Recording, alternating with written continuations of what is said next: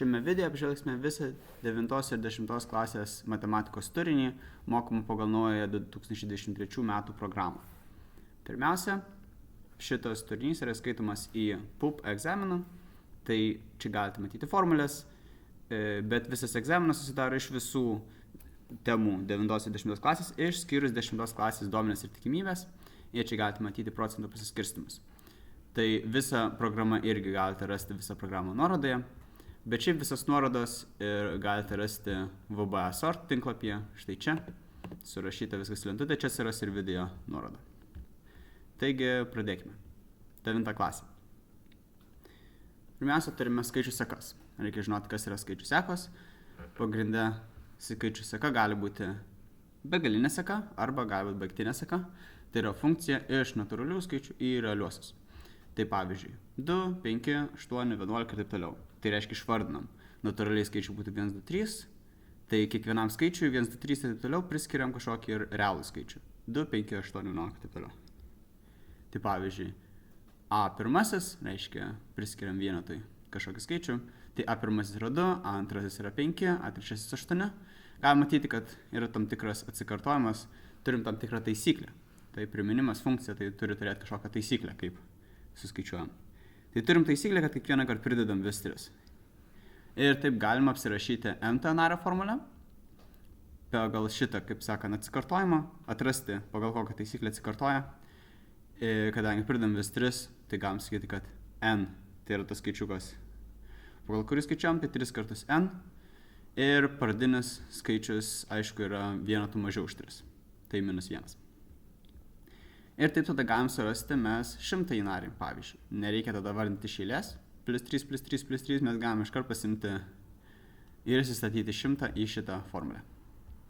Taip pat, aišku, šitą nusakyti mes galime rekurentinę formulę. Tai rekurentinė formulė pasako, kaip iš praeito nario gauti sekantį. Arba iš kelių praeitų narių gauti sekantį. Ir aišku, tada reikia žinoti patį pirmą narį. Arba kelis pirmus narius. Tai šitą atveju, žinom, pirmas narys yra 2. Kiekvienas sekantis yra narys gaunamas pridedant 3. Tai čia rekurentinė formulė, čia n-to nario formulė. Toliau, turim kvadratinės lygtis.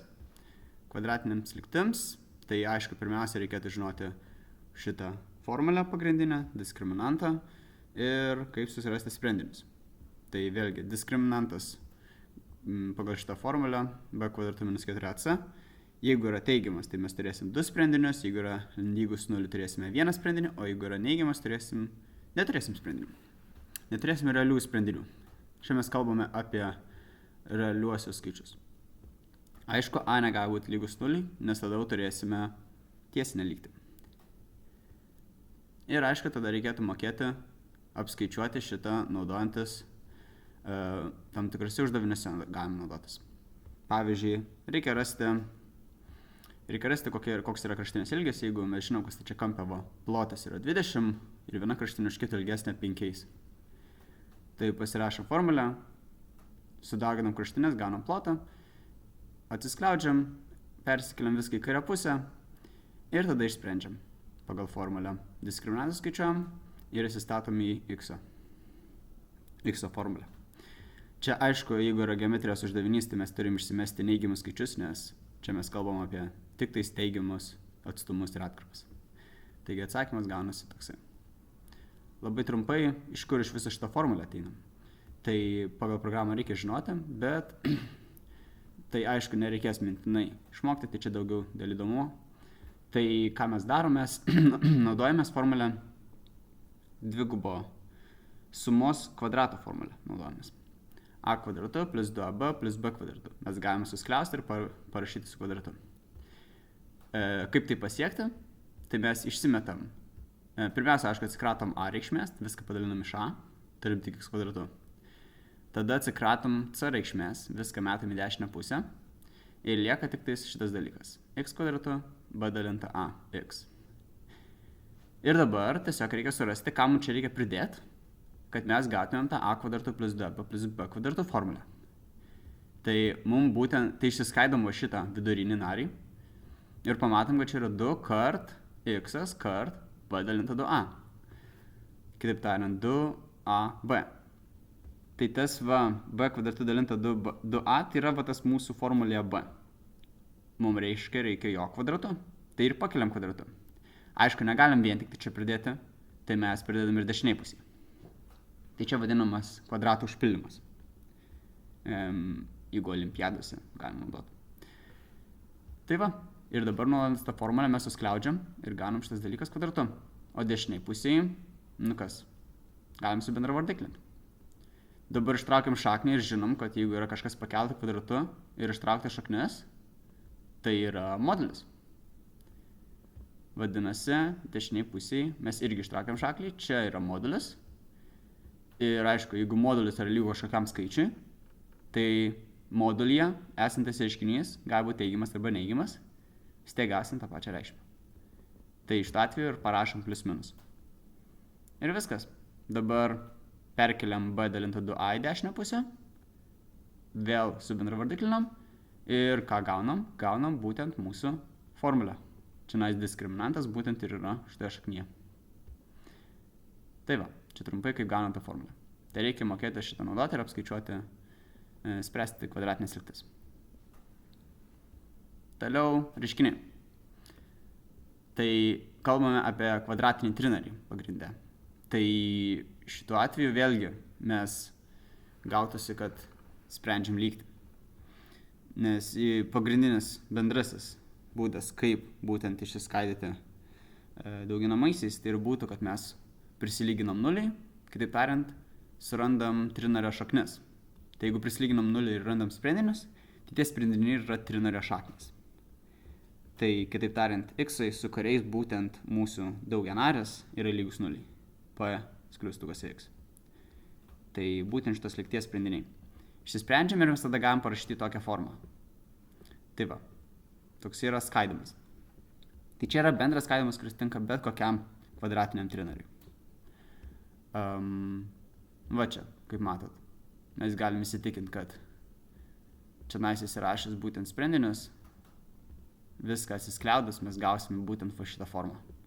Ir aišku, tas pats atvirkščiai veiks. Mes galim paimti ir tiesiog sugalvoti ir išskaidyti. Tai aišku, čia tiesiog sugalvoti gal ir sunku būtų, bet mes tikrai galim įsitikinti, kad šitas veikia, būtent įsistatydami x-us bendroje formuliai.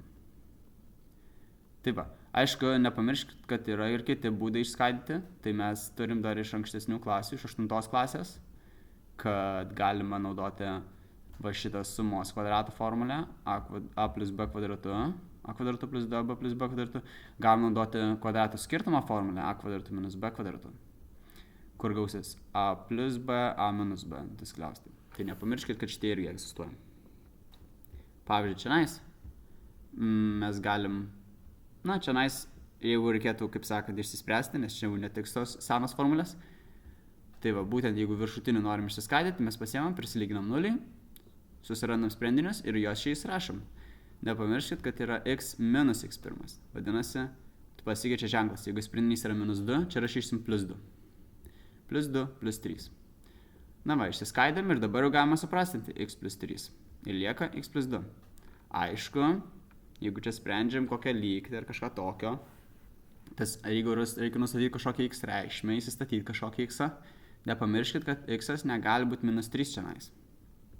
Nes jeigu statysim minus 3, apačioje gausim dalybą iš 0. Tai čia būtent ir periname apibrėžimo sritį. Jeigu sprendžiam reiškinius, reikia dažnai pasakyti reiškinio apibrėžimo sritį, arba funkcijos apibrėžimo sritį, arba kada su kokiamis reikšmėmis reiškinys turi prasmę. Tai iš to atveju mes turim keletą taisyklių, šit pagrindė 2 taisyklės. Tai negalim dalinti iš 0 ir negalim traukti šaknies iš neigiamo skaičiaus. Tai jeigu reikia rasti apibrėžimo sritį, žiūrim, kur yra trupmenos ir kur yra šaknis. Kur yra trupmenos, apačioje rašom nelygų nuliai, kur yra šaknis, rašome viduje šaknies tą reiškinį, pasakom, kad jis yra daugiau arba lygų nuliai. Aišku, jeigu yra šaknis trupmenos apačioje, tai abu dalykai, kitaip tariant, tas viduje esantis reiškinys turi griežtai būti daugiau už nulį. Pavyzdžiui, turim reiškinį, reikia rasti apibrėžimo sritį.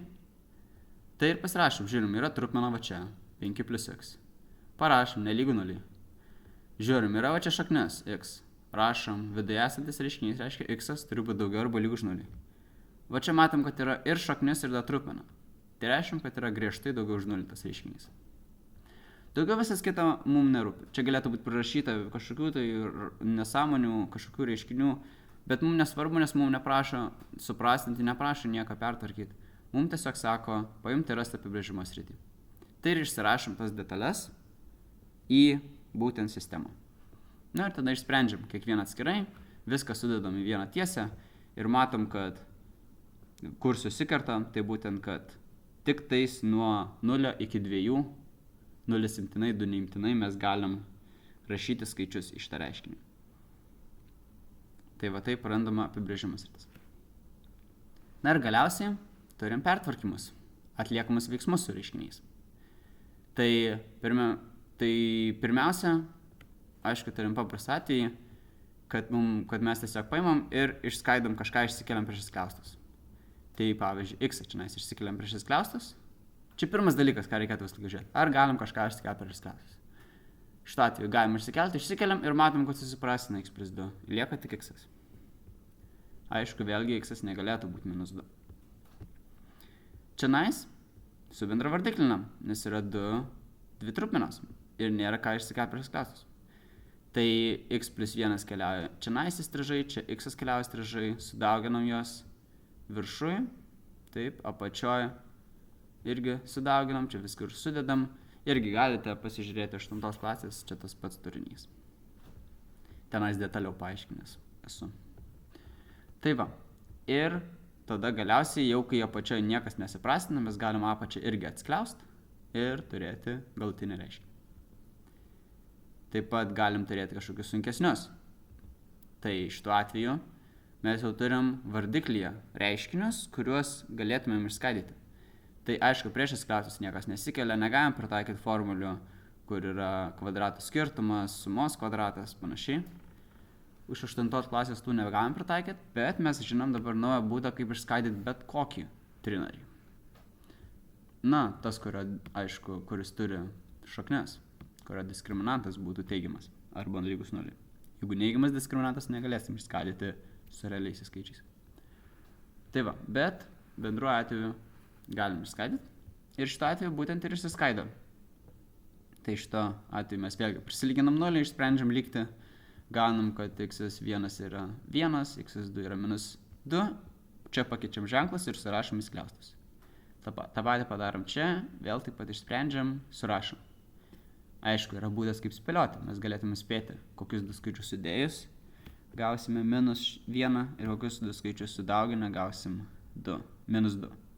Tai čia reikėtų nesusimaišyti su ženklais, tai aš šitą neminiu, nes tai nėra programai. Bet yra būdas, kaip irgi greičiau, galite tikrai susirasti, kaip greičiau galime išskaidyti šitos trinarius. Ir vėl tada mums jau nebereikia griežtai kelti viską į kairę ir į dešinę pusės įstrižai, mes galim kelti tik tai, ko trūksta. Čia turim x1 ir čia turim x1, tai mums jau netrūksta niekur x minus 1. Čia tik tais trūksta x plus 3 nėra, o čia nėra x plus 2, tai tik tą ir prirašom. Ir dabar gaunasi, kad mūsų reiškinys nors ir grioziškas, bet nėra toks grioziškas, koks būtų, jeigu viską mes keltumėm. Na va, ir viskas, apačioje viską sudauginam, viršų žiūrim tik ko trūksta, prirašom ir tada jau galim atimti, kadangi trupmenos subendravardiklintos.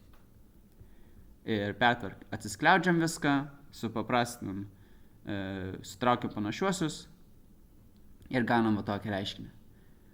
Ir kaip minėjau, neatsiskleidinėjam apačioj, nes mes dar ne paskutiniam veiksme.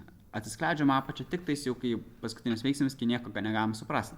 Nes va čia mes gavom šitą reiškinį ir atrodo kaip ir viskas, mes čia daug atlikom darbo, bet dar ne. Nes mes vėl turim trinarį ir dabar mes turėtume vėl bandyti atgal suskliausti. Tai reiškia, turėjom trupmenas, mes jas padarėm skliaustus, padarėm subendravardiklinom, tada atskliaudėm viską, sutvarkėm ir atgal vėl suskliaudėm. Nes šiandien, kadangi buvo tas vakirus minusas, mes nieko negalėjom daryti, todėl viską turėjom atskliausti ir dabar vėl iš naujo sutraukę ir mes jau to minusų nebeturim, turim skliaustus. Ir dabar mes jau galim suprastinti, tik dabar. Prieš tai niekur negalėjom prastinti. Dabar suprastinam tą x minus 1 Ir jau tik dabar galima apačioj, dabar jau tik tais vertėtų apačioj atsiskliausti. Tai yra apačioj atsiskliaudžiam. Tai va taip veikia. Dabar čia nice. Kitas pavyzdys yra, kad mes turim reiškinius, kur galim pritaikyti ir 8 klasės formulę. X kvadratu minus 4. X kvadratu minus 4 reiškia kvadratų skirtumas a plus b minus b. Taip, x plus 2, x minus 2. Išsiskaidoma apačioje. Čia irgi išsiskaidoma apačioje pagal naują mūsų taisyklę, kuris prilyginam nuliai, surandam sprendinius ir pakeičiam ženklus. Tada vėlgi, žiūrim, ko trūksta. Nereikia viską kopijuoti. Čia x plus 2 yra, čia x plus 2 yra, tai mes x plus 2 nebekeliam. Čia tik tais trūksta x minus 2 ir čia trūksta x plus 3. Tai juos tik ir padaginam viršui, apačia tada viską sumetam į krūvą, gaunasi subendravardiklinta ir dabar vėl tas pats. Pirmiausia, viską atsiskleidžiam, nes yra minusas tarp jų. Ja. Čia galim vėlgi pritaikyti kvadratų skirtumo formulę, tai aš čia pilkai parašiau, nes galima praleisti šitą įmą, tikrai nereikia čia visko taip rašyti. Ir tada turim vėlgi viską atsiskleidžiam, pertvarkom ir gaunam šitą dalyką. Tai čia iš esmės galima ir palikti šitą vietą, bet niekada nežinosi, galbūt kažkas prastas. Tai reikia pasitikrinti, ar galim išskaidyti, ar diskriminantas teigiamas. Diskriminantas teigiamas galim išskaidyti. Ir pasirodo, išsprendę lygtį mes galim išskaidyti ir gauti va tokį griozdą. Bet, akivaizdu, čia niekas nesiprastina išskliausti. Tai iš esmės nėra būtina, irgi pilkai parašiau, galim palikti čia, nes šiandien niekas nesiprastina, mes nieko nepadarytumėm.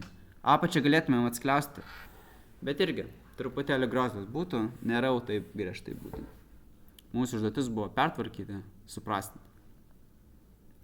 Tai va, tai čia tokie pavyzdžiai.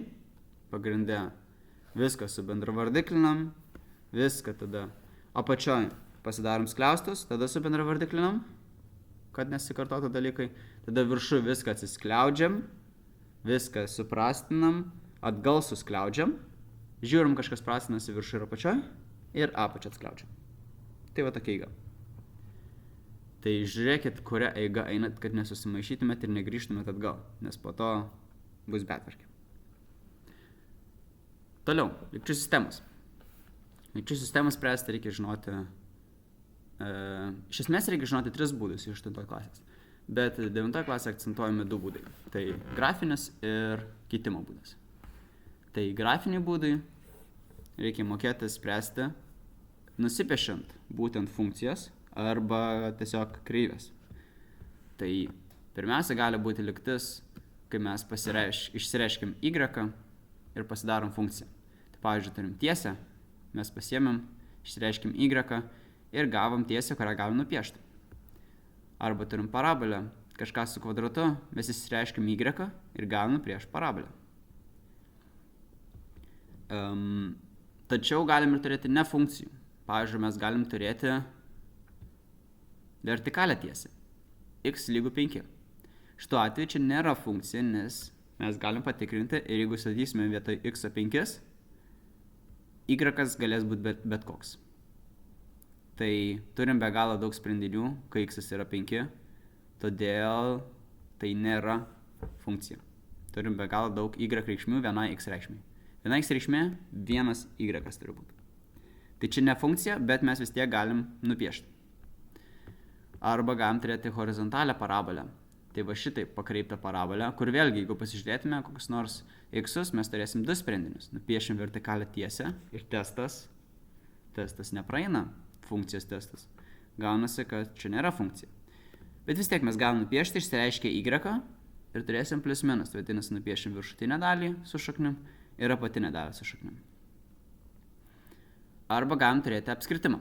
Apskritimas vėlgi nėra funkcija, tai yra tiesiog kreivė. Bet mes vėlgi galim nupiešti žinodami šitas formulės.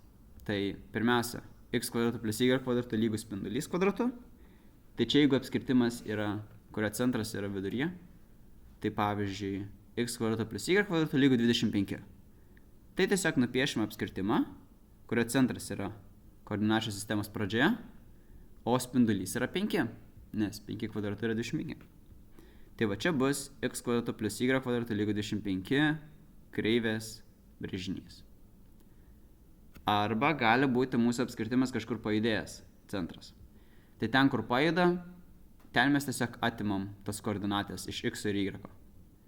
Tai va, iš x atimam x koordinatę, iš y atimam y koordinatę. Ir aiškiai nepamirštam, kad čia mes ne iš kvadrato atimam. Tai ne x kvadratu minus kažkas, bet iš x atimam. Vadinasi, x minus kažkas apskliausta kvadratu. Pavyzdžiui, turim x minus 1 apskliausta kvadratu plus y plus 2 apskliausta kvadratu. Lygu 25. Tai šito atveju turėsim, kad atėmėm 1 iš x, vadinasi, x koordinatė yra 1. Iš y atėmėm minus 2, vadinasi, y koordinatė bus minus 2. Tai va čia ir pasidedam tašką, čia bus centras ir tada mums reikia spindulio. Tai spindulys bus dešinėje pusėje esantis skaičius ištraukti šaknes, nes čia yra kvadratas spindulio. Tai 5. Spindulys 5 ir nusibrėžiama tokią apskritimą. Tai va, pavyzdys, turim lygčių sistemą, kur viena lygtis yra x kvadratu plus y kvadratu lygu 25, kita lygtis yra 3x plus 4y lygu 0. Kaip išspręs grafiniu būdu? Aišku, grafiniu būdu sprendžiam, kai mes norim apytiksliai reikšmės rasti. Rasti, kiek yra sprendinių ir apytiksliai, kokie sprendiniai. Bet šito atveju mes galim gan tiksliai pasakyti. Tai va, pasiėmėm, nusipiešiam, viršuje matom, kad yra apskritimas, nes yra šita forma x kvadratu plus y kvadratu lygu kažkas. Tai tas kažkas yra spindulys kvadratu, 5 kvadratu. Vadinasi, nupiešiam apskritimą nuo centro, kurio spindulys yra 5. Nubrėžiam apskritimą. Apačioje mes turim tiesiog kažką, kur išsireiškim y. Ar tai funkcija, ar ne funkcija, nesvarbu. Paimam išsireiškim y ir matom, kad čia yra paprasčiausia tiesė. Ir tą tiesę mes galim nupiešti. Nupiešiam. Ir matom, kad dviese taškuose mūsų kreivės kertasi. Vadinasi, turim 2 sprendinius. Ir juos ir užrašom tų taškų koordinatės ir bus būtent sprendiniai. Tai turim vieną sprendinį minus 4, 3, kitą sprendinį 4, minus 3. Jeigu sustatytumėm vietoj x ir y juos, pamatytumėm, kad būtent tenkina abi lygtis. Tai čia būtent yra mūsų grafinio sprendimo būdas, kurį galim taikyti ir nebūtinai funkcijom. Tuomet turim keitimo būdą. Keitimo būdas irgi tinkamas ne tik funkcijom, bet kokiam lygtim. Iš esmės čia yra universalus būdas, kurį galim taikyti bet kokiam lygčių sistemom. Tai jeigu nežinot, ką daryti, pasimkite tiesiog vieną lygtį kažkurią ir išsireiškite y. Dabar iš kur išsireikšti? Rekomendacija imti paprastesnį. Jeigu iš paprastesnį išsireiškime y, tada bus nesunku atsiskliausti viską perstačius. Jeigu mes iš sudėtingos lygties va šitos kvadratu esančius išsireiškime y, mes gausim čia šaknių plus, minus ir panašiai, bus truputėlį vargas. Bet jeigu mes išsireiškime iš antrosios, čia yra tiesiog minus 3/4 x. Viskas daug paprasčiau. Tai imkite paprastesnį lygtį, viena visą laiką bus paprastesnė. Ta paprastesnį imkite ir iš jos išsireiškite.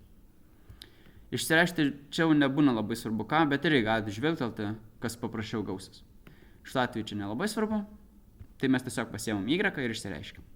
Reiškia, perkeliam viską, kas yra be y į dešinę pusę ir padalinam iš to, kas yra šalia y. Tai viską perkeliam į dešinę pusę, gausim minus 3x dešiniai pusėje ir padalinam iš to, kas yra šalia y, tai iš 4. Gaunam minus 3/4 x. Ir dabar, kadangi žinom, kad y ir minus 3/4 x yra tas pats dalykas, mes jį galim įstatyti į kitą lygtį. Vietoj to y, kur čia turim kvadratu, kur gerai, kad neišsireiškinėjom, nes būtų labai vargas. Tai čia ir įsistatom. Ir dabar, kaip matot, turim tiesiog paprastą lygtį, kur yra tik tais x, nėra jokio y. Lygčių sistema pavirto viena paprasta lygtim. Ir ją galim išspręsti vėl taip pat. Atsiskliaudžiam, susikeliam viską į kairę pusę, pritaikom diskriminanto formulę ir gaunam x1, x2. x1 yra 4, x2 yra minus 4. Kai tą gavom, čia nėra pabaiga, nes mūsų prašo išspręsti lygčių sistemą. Lygčių sistemos sprendiniai yra x ir y, ne tik x. Tai, bet mes žinom, kad y mes jau išsireiškime y. Tai va tą išsireiškimą ir panaudojam. Kad dabar y, jeigu mes įstatysim x1, mes gausim y1. Įstatysim x2, mes gausim y2. Įsistatom, suskaičiavam ir būtent gaunam tos pačius sprendinius. 4 ir minus 3 ir kitas sprendinys minus 4 ir 3. Tai čia yra keitimo būdas.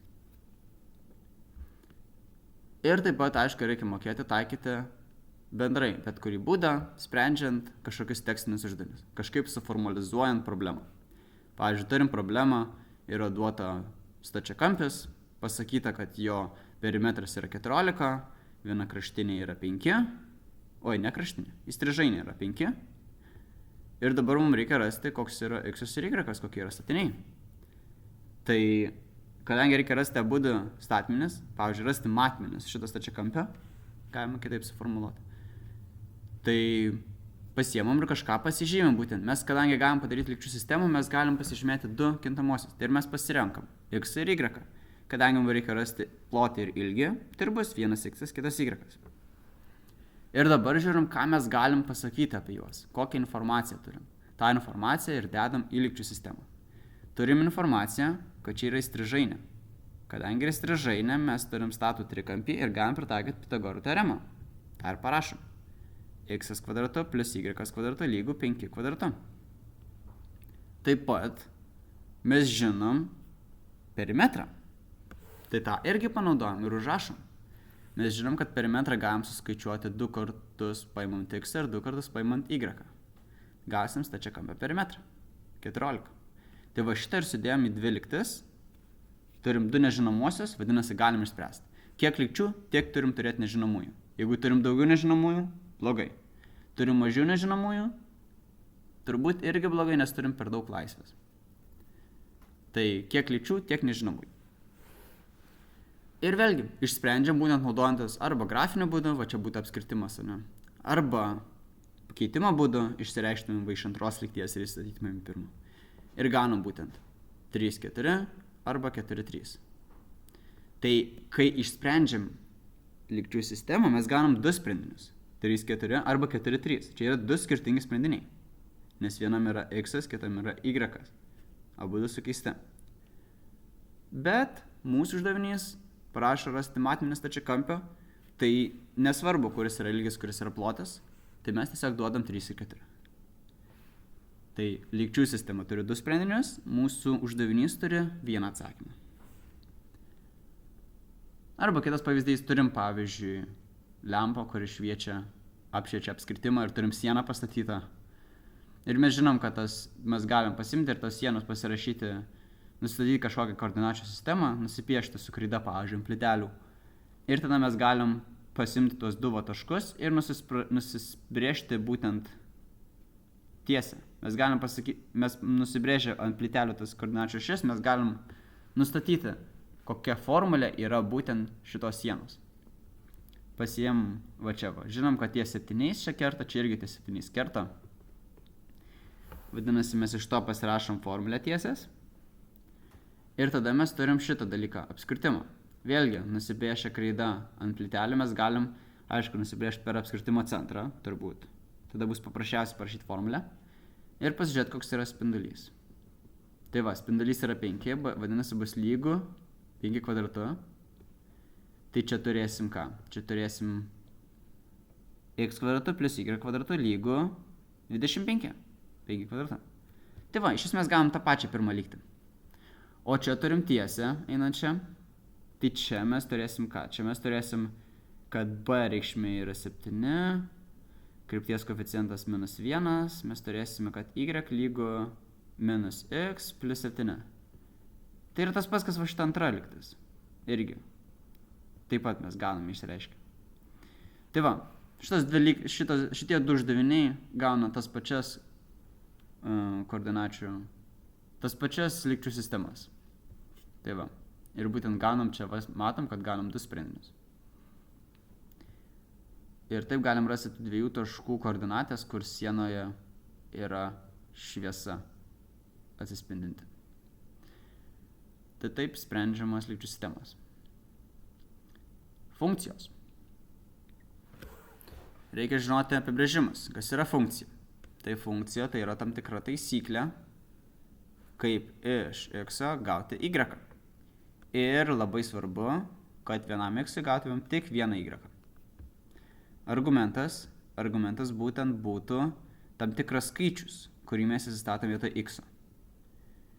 Tai pavyzdžiui, čia turime kokią nors funkciją. Kokią funkciją turim? Va čia y lygu minus 3/4 x. Tai mes vietoj x, pavyzdžiui, galim statyti kokius 5. Jeigu vietoj x statom 5, tai 5 būtent ir yra mūsų argumentas. Suskaičiavam, ką gaunam. Minus 15/4. Čia bus funkcijos reikšmė. Tai va, reikšmė yra tai, ką mes gaunam, argumentas tai, ką mes įsistatom. Tai įsistatom vietoj x, argumentas x, reikšmė yra y. Apibrėžimo sritis. Visos reikšmės, kurias galim statyti vietoj x. Visos galimas argumento reikšmės. Reikšmių sritis. Visos galimos funkcijos reikšmės. Reiškia visi galimi y. Grafikas tai yra tiesiog taškų aibė. Būtent paimam ir nusipiešiam grafiką, tai reiškia mes tiesiog brėžiam kažkokias linijas panašiai. Arba kitaip tariant, mes sudedam visus galimus funkcijų argumentus ir reikšmės į koordinačių plokštumą. Labai rekomenduoju tinklapiuką desmos.com, calculator. Čia galite brėžti visokius brėžinius ir žiūrėti, kaip jie veikia. Taip, tai kaip galim dabar nusakyti funkciją, kaip sakiau, yra tai taisyklė. Kaip tą taisyklę nusakyti? Galim žodžiais nusakyti. Pavyzdžiui, sakyti kiekviena funkcijos reikšmė. Funkcijos reikšmė tai yra dvigubai didesnė už argumentą. Na ir viskas. Va čia pasakiau žodžiais, čia yra funkcija. Galim nupiešti lentelę. Tai lentelę piešim tada, kai mes turim, dažniausiai, kai norim nubrėžti grafiką. Turim x, turim y ir išvardinam, kokiam x, koks y. Galim nusipiešti grafiką ir iš grafikos sakyti, va, mūsų funkcija tai yra šitas grafikas. Tai grafikas irgi nusakys mums taisyklę. Tai va kaip čia. Turim grafiką ir sakom, va čia yra funkcija. Šitą kreivę. Aišku, reikia tiksliai nurodyti tada reikšmės. Ir arba pats paprasčiausias variantas yra formulė. Tai va pasiemam, rašom y lygu tam tikrą formulę f nuo x. F nuo x yra formulė su x-ais. Tai va, ta formulė, pavyzdžiui, būtų x kvadratu plus 2x. Tai čia yra formulė, kur ir dažniausiai taip ir nusakom mes funkciją. Tai va, vietoj x įsistatom 5, pavyzdžiui, ir reikia rasti, koksai yra y. Galima taip formuluotą sąlygą sakyti, duota funkcija x kvadratu plus 2x, nusakoma va šitą formulę funkciją, ir reikia rasti funkcijos reikšmę, jeigu argumentas yra 5. Ką tai reiškia? Mes vietoj x statom 5. Argumentas yra 5. Funkcijos reikšmė, tai ką gaunam suskaičiavę. Įsistatėm 5, vietoj x 5 kvadratu plus 2x5 ir gaunam būtent reikšmę, kuri yra funkcijos reikšmė. Arba gali būti atvirkščiai formuluojama, sakoma, su kokia argumento reikšmė funkcijos reikšmė yra -1. Šituo atveju mes galėtume turėti kelis atsakymus. Nes nepasakyta, kad vienam y yra 1x. Vienam y gali būti daug x.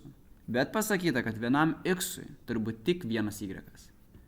Tai jeigu yra duotas argumentas, mes turėsim tik vieną reikšmę. Bet jeigu yra duota reikšmė, su keliais argumentais ta reikšmė gali būti.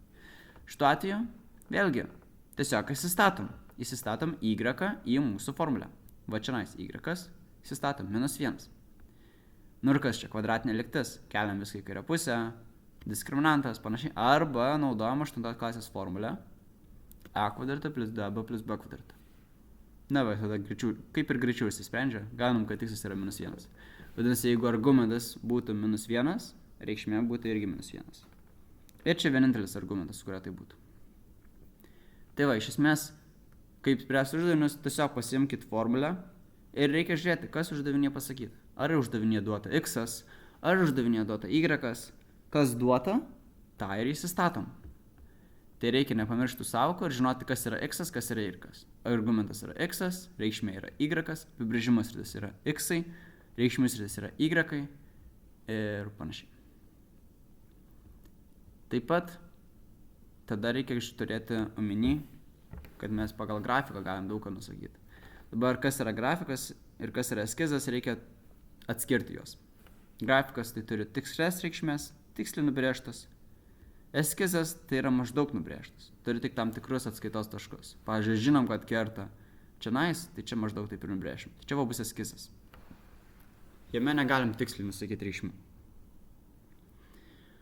Tai tuomet reikia mokėti tirti funkcijų savybės. Tai pirmiausia, apibrėžimo reikšmių sritys. Tai apibrėžimo sritys mes galime nustatyti tiesiog iš formulės. Pagal tas pats taisyklės, kaip su reiškiniais buvo. Jeigu yra trupmena, apačioje nelygu nuliui. Jeigu yra šaknis, šaknyje daugiau arba lygu nuliui. Išsirašom viskas, išsprendžiam viską ir gaunam būtent apibrėžimo sritį. Reikšmių sritį negalim nustatyti iš formulės. Galėtumėm, bet tai būtų labai sudėtinga ir ne visada galim tai padaryti. Todėl ką darom, mes tiesiog nusipiešiam grafiką ir tada žiūrim, ką turim. Tai apibrėžimo sričiai galim tiesiog iš formulės pasakyti. Reikšmių sričiai, jeigu duota formulė, reikia nusibrėžti grafiką. Jeigu duotas grafikas, labai paprastai, tiesiog pasižiūrim, kur yra visi y. Apibrėžimus irgi, jeigu duotas grafikas, pasižiūrim, kokie x-ai galimi. Tai va čia x-ai, pavyzdžiui, kur kreivė eina. Eina iki čia, tada čia yra tarpas, tada vėl toliau eina iki plus begalybės. Tai čia turėtumėm išimti va tą vidurį esantį dalyką. Taip pat čia mes žiūrim vėlgi, kokie yra y. Tai y bus, žinais, nuo -2 iki plus begalybės. Nes vėlgi, reikšmės kokias gaunam. Žiūrim tiesiog brūkšniuojam taip. Ir tas eina iki begalybės. Tuščias rutuliukas neimtinai. Pilnas rutuliukas imtinai. Linija be nieko reiškia eina iki begalybės. Toliau reikia mokėti nustatyti vėlgi iš grafiko kitą savybę. Ta savybė būtų nustatyti, kur kerta ašis. Kur kerta x ašį ir kur kerta y ašį. Labai dažnai šitas pasitaiko. Kerta x ašį reiškia y yra 0. Kerta y ašį reiškia x yra 0. Ir vėlgi, jeigu žinom vieną, reiškia įsistatom į formulę ir tiek. Tai jeigu turim formulę, tiesiog įsistatom į y0, jeigu kerta x ašį, į x0, jeigu kerta y ašį. Aišku, jeigu duotas grafikas, tiesiog ir pasižiūrim, kur kerta tą ašį. Tai jeigu reikia nusakyti taškus ir pasakyti, kad kerta x ašį, visą laiką taško ordinatė 0, visą laiką bus 0, y. Jeigu kalbam apie kur kerta y ašį, tai visą laiką x bus 0. Taip pat reikia mokėti nustatyti, kur funkcijos reikšmės yra teigiamas, o kur funkcijos reikšmės yra neigiamas. Tai vėlgi, tiesiog iš formulės reikėtų paimti. Iš formulės galėtume tiesiog paimti ir išspręsti nelygybę. Pasiimam funkciją, jos reiškinį, tą įsistatom ir parašom daugiau 0 arba mažiau 0. Ir bus funkcijos reikšmės teigiamas arba funkcijos reikšmės neigiamas.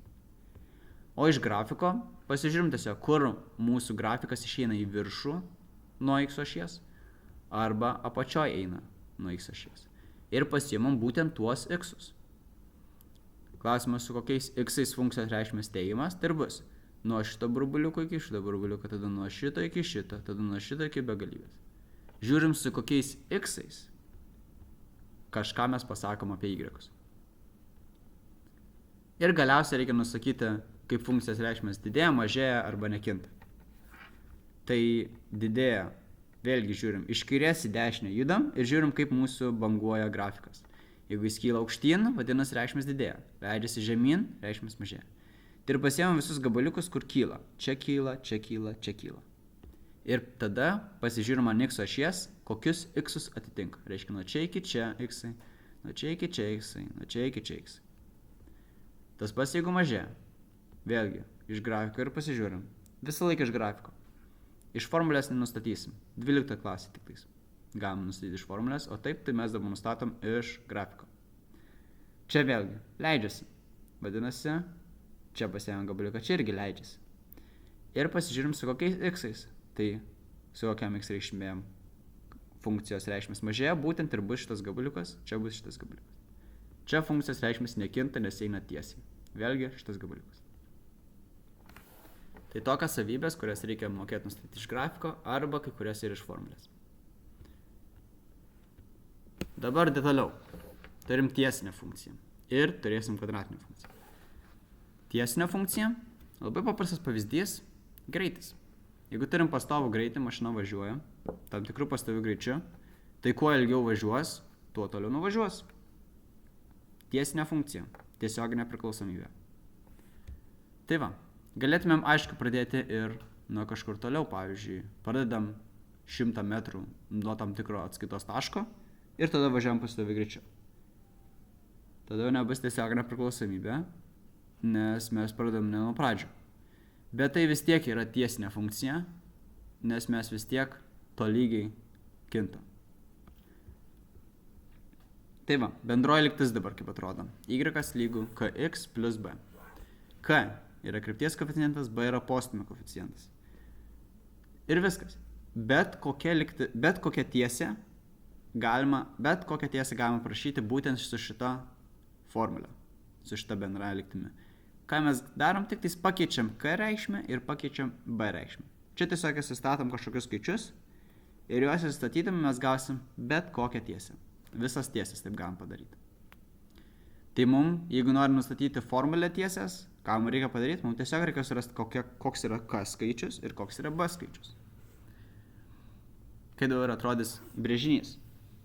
Brėžinį brėžiam taip. Pasiimam b reikšmę, ją atidedam y ašyje. Va čia bus b pavyzdžiui. Tarkime, yra duota, kad b yra -3. Čia ir pasidedam -3.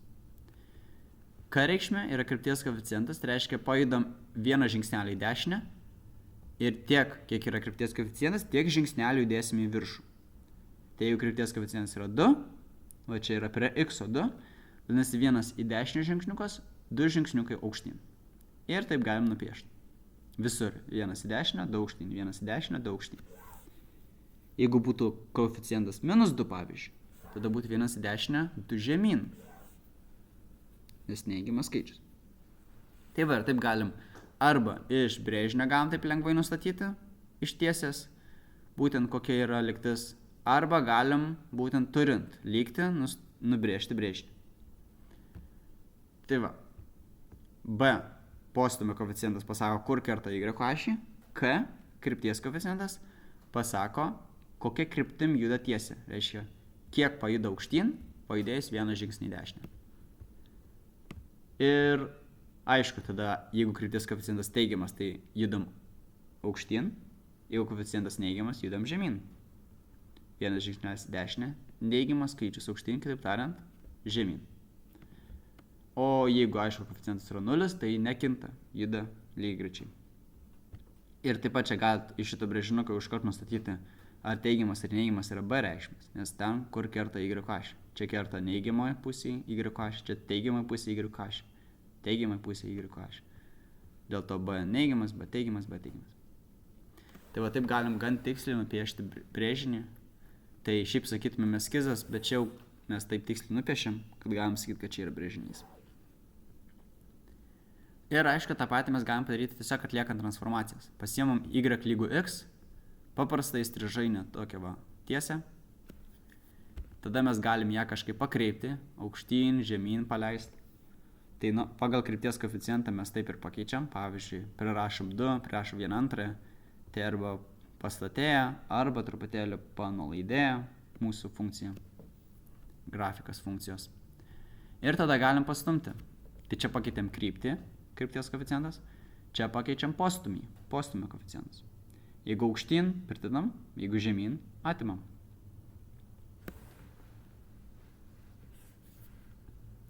Kvadratinė funkcija.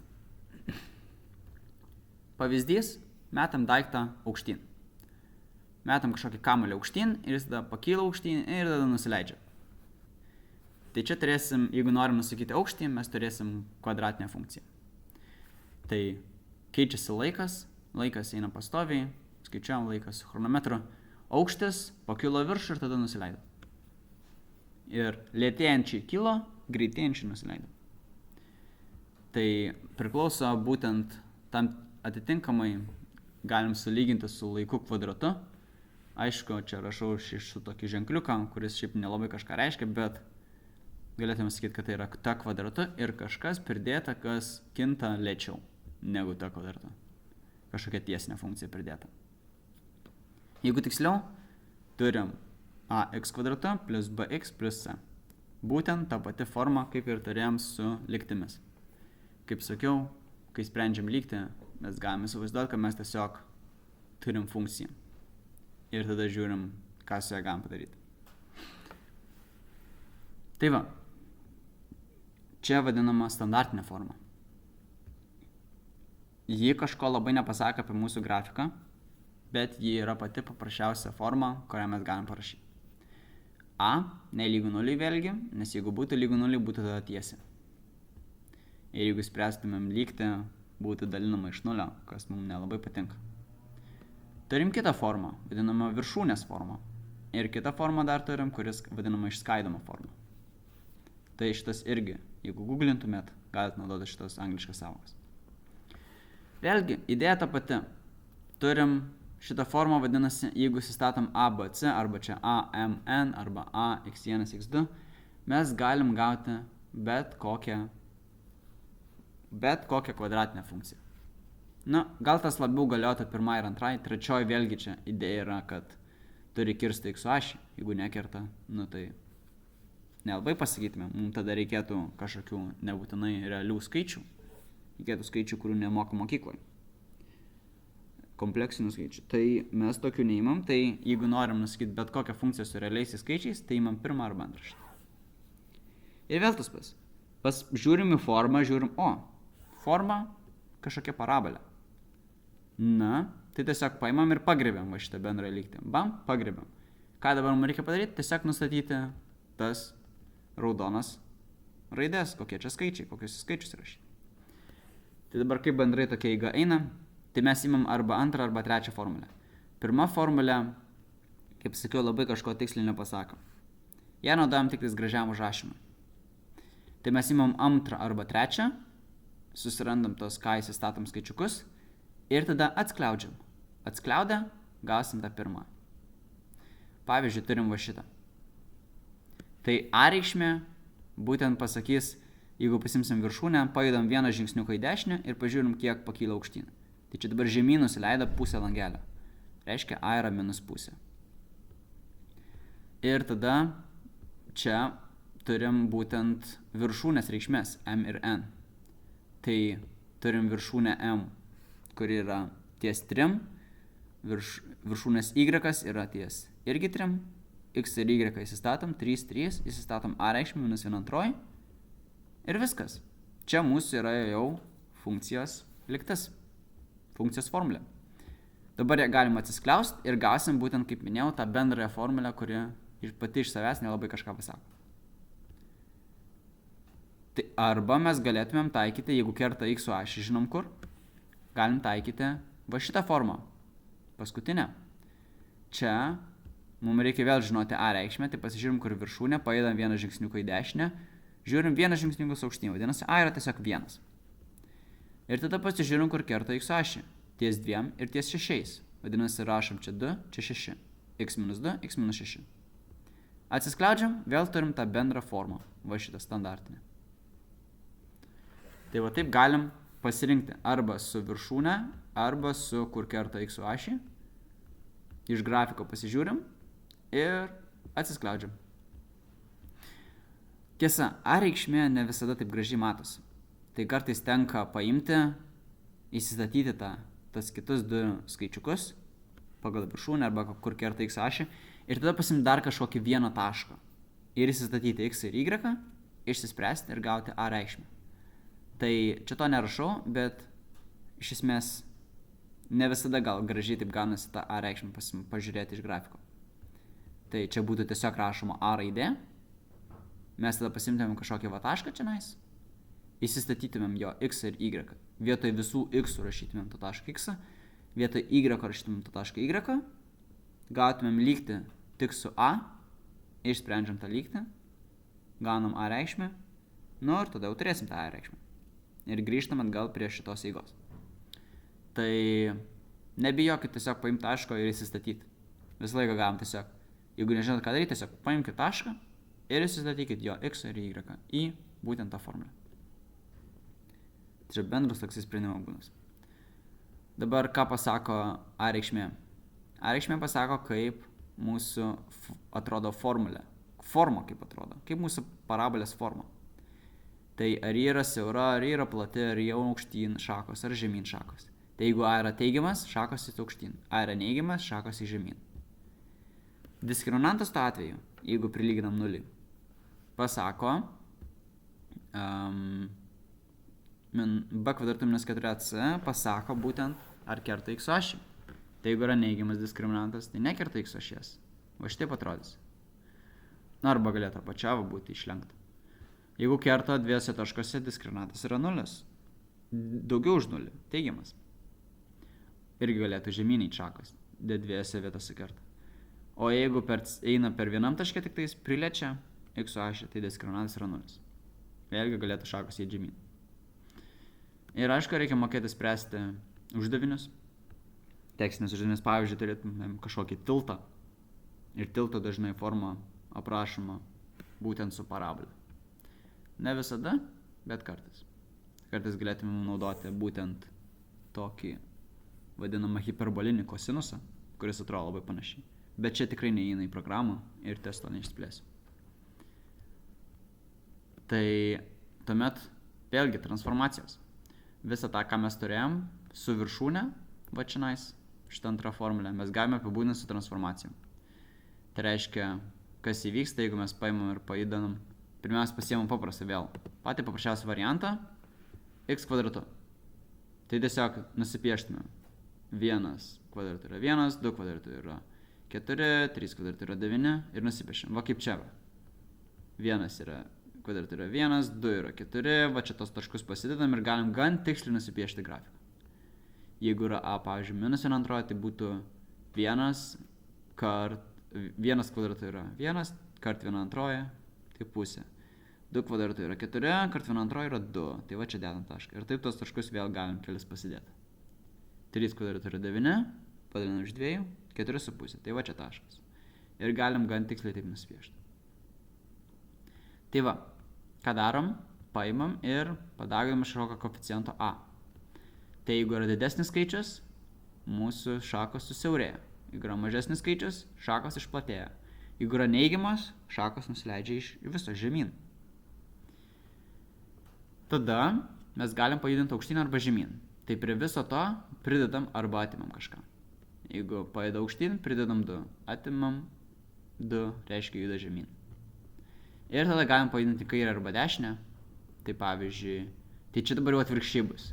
Jeigu judam į kairę, prie x pridedam, judam į dešinę, iš x atimam. Primenu iš x, ne x kvadratą.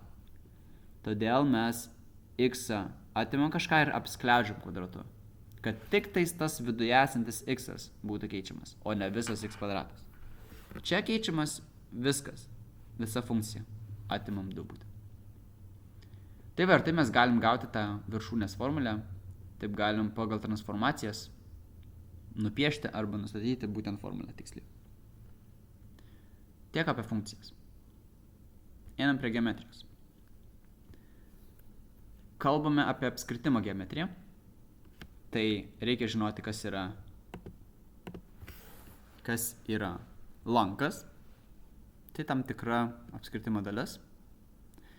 Lanko galima nustatyti 2 matmenimis. Vienas yra lanko dydis, jis matuojamas laipsniais, o lanko ilgis yra matuojamas ilgio matu, pavyzdžiui, centimetrais arba tiesiog vienetais. 5. Turim centrinį kampą. Tai kampas, kurio spinduliai prasideda centre. Tai turim iš centro einantį kampą ir jis remiasi kažkokį lanką arba, kitaip tariant, kerta lanką. Tai jeigu norim nusakyti lanko dydį, mes tiesiog paimam, nupiešim centrinį kampą, kuris remiasi tą lanką ir pasižiūrim to centrinio kampo dydį. Tai, pavyzdžiui, 20 laipsnių. Čia yra lanko dydis. Tuo tarpu lanko ilgis, tam mums reikėtų jau žinoti spindulį. Žinant spindulį, pritaikom formulę 2πr, kuris pasako visą apskritimo ilgį. Ir padarom tada ištrupinus tam tikrą dalis. Tai 20 laipsnių iš 360 laipsnių būtent yra ta trupmena. Taip galima sakyti ilgį. Tai va. Ir tada turime įbrėžtinį kampą. Įbrėžtinis kampas, tas, kurio viršūnė yra būtent apskritimo tam tikras taškas. Pavyzdžiui, čia va.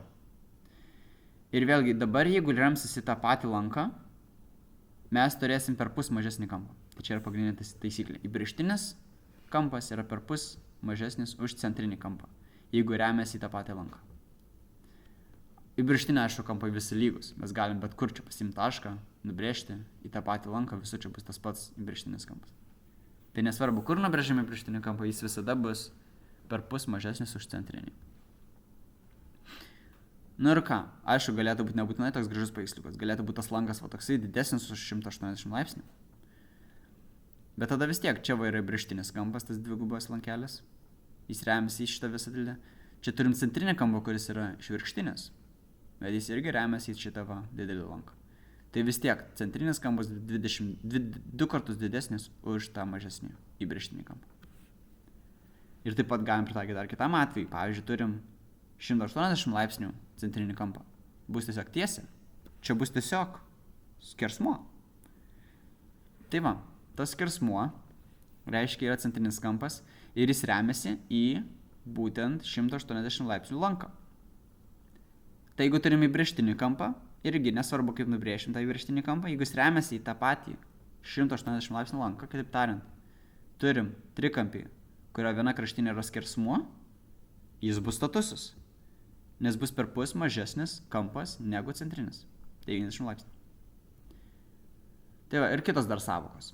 Turim liestinę tiesę, kuri viename taške kerta būtent apskritimą. Turim nuopjovą, tai plotas, kuris gaunamas nubrėžus stygą. Tai styga yra tam tikras atkarpa nuo vieno taško iki kito taško apskritime. Turim kirstinę, tai čia jau būtų tiesė, kuri kerta dviejose taškuose. Ir turim išpjovą. Tai vėlgi plotas gaunamas pasiėmus 2 spindulius. Ir aišku, turim formulinę, pagal kurias galime paskaičiuoti tos plotus. Taipogi turime taisyklę, kad jeigu yra liestinė ir yra spindulys, tai spindulys einantis į liestinės kirtimąsi tašką būtent sudaro statų kampą su liestinė. Tai čia turėsim statų kampą. Ir atvirkščiai, jeigu yra status kampas, tai reiškia, čia yra liestinė. Taip pat, jeigu turim liestinės 2 einančias iš to paties taško, tai jos sudarys vienodo ilgio atkarpas. Tai vėlgi, čia vienodo ilgio bus šitie gabaliukai. Ir taip pat turim stygų taisyklę. Tai jeigu nupieštumėm 2 stygas, gautumėm tašką, kurios kertasi, tai pasiėmę tos gabaliukus mes gaunam proporciją tokią. Tai čia šitas gabaliukas sudauginam, šitas gabaliukas sudauginam ir gausim tą patį skaičių. Uždavinio pavyzdys. Turim tokį brėžinuką, reikia rasti šitą kampą. Nu tai ką, pirmiausia, nusibrėžiam spindulius. Visą laiką, jeigu yra apskritimai ir nežinot, ką daryti, reiškia reikia spindulių. Reiškia reikia nusibrėžti spindulius. Tai ir nusibrėžiam spindulius ir matom, kad čia yra status kampai. Gaunasi keturkampis, keturkampio visų kampų suma yra 360 laipsnių. Reiškia, atimam 90, atimam 90, atimam 50 ir lieka 130. Ir štai mes turim jau centrinį kampą. Tai jau būtent centrinis kampas yra 130 laipsnių, reiškia įbrėžtinis kampas per pus mažesnis, 65 laipsniai. Kitas pavyzdys, turim apibrėžtinį keturkampį. Čia turim kraštinę 5, čia kraštinę 8, čia kraštinę 10, kiek čia bus kraštinė. Čia mes turim liestinės einančias iš vieno taško, vadinasi, šitie visi gabaliukai vienas šalia kito yra vienodi. Ir jeigu mes juos susumuosim, gausim tą pačią sumą. Ar mes susumuojam va šituos mėlynus visus, 1, 2, 3, 4, ar susumuojam va šitos rudus visus, 1, 2, 3, 4, gausim tą pačią sumą. Vadinasi, 8 plus 10 ir tas pats, kas 5 plus klaustukas. Reiškia, x yra 13. Klaustukas yra 13.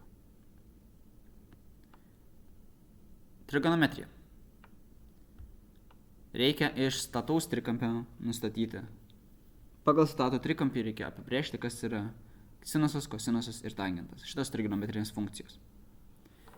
Tai turim statą trikampį, turim 2 statinius ir įžambinę.